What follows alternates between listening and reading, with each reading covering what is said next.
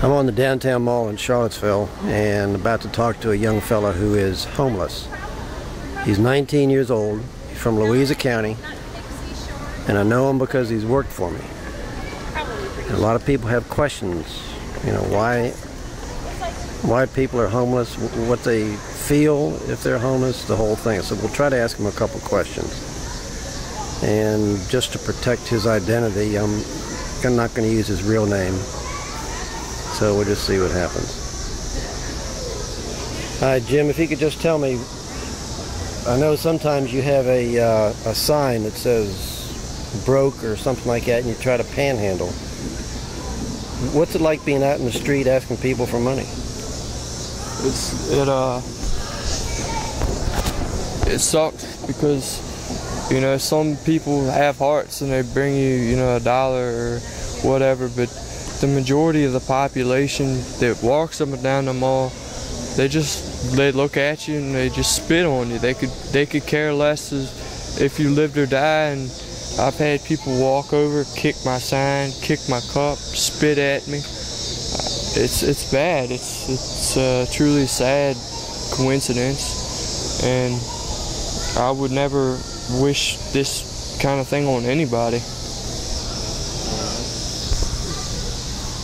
Well, I'm sure you understand that some people just don't understand why a young man would sit out here and basically beg for money. And there's rumors going around that when you do that, you're making a lot of money. Do you make any money? I mean, how much money would you make in an evening?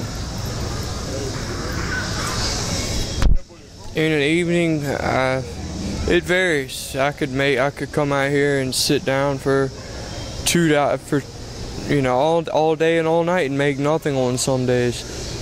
And some days I get $5, $10, maybe 20. It's not very much money at all. It's maybe enough money to eat on, or maybe get a pack of cigarettes or something like that. It's really not enough to live on, and you don't make a lot of money doing it. The rumors are wrong. Well, why would somebody come out here? I mean, you have worked for me, and you know, at the end of the week I pay you and then I don't see you for a couple of weeks, and I know what you're doing with the money. So why would you choose to live like that rather than earn some money and get your own apartment and your own clothes? You know what I'm talking about. Because it's not simple. It's a fact that, you know, you're in a constant hate of the situation that you're in, and even though you could use that money to get out of that situation, me, myself, and numerous other people that are homeless choose just to ignore it and use that money to distort reality. So we're not in the condition to even think about, you know, what kind of trouble we're in, or, I mean, whatever. You just don't have to think about it. It's another day. It's another day trying to do what you have to do. Well, you're not even 20 years old yet, and you can see some of the older fellas. Are you going to head down that road, or what's in your future? No, I don't want to go down that road because it's too many people. I see a lot of people out here that they don't care. And my future is in college. I want to go to school. I want to become a nurse. I want to do something in the medical profession. But I just got some things that are slowing me down right now.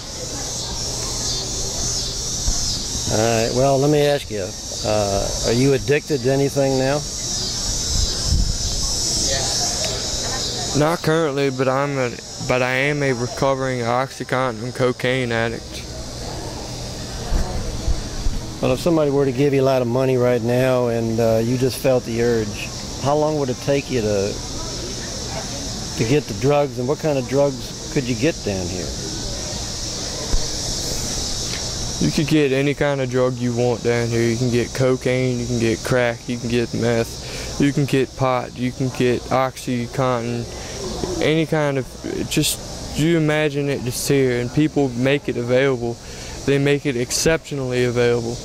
Like right now, I bet you there's 50 people I know walking up and down this mall selling drugs. All right. Well, Jim, I appreciate you taking the time to answer some questions, and I do wish you the best. And I'll try to keep track of you, and we'll just see what's going on. Thank you, Bob. I've had a good time sitting here and trying to tell my story, and to everybody that's out there watching, you know, just maybe don't turn away when you see the problem. Help think of a solution to the problem. I know one person can't cure everybody, but you know, it's like that saying, together we can. All right, well, you just reminded me of one last question. Are there a lot of programs available for people that are homeless or have an addiction? There are, but they don't offer the help that the homeless people need. Instead of, you know, just giving you something, you know, giving you a shirt, giving you a pair of socks, giving you pants, underwear, or whatever you need like that. That's not the cure to the problem. The cure to the problem is trying to find a way to make people want and work for something. All right, well, good luck, Jim. I'll be in touch.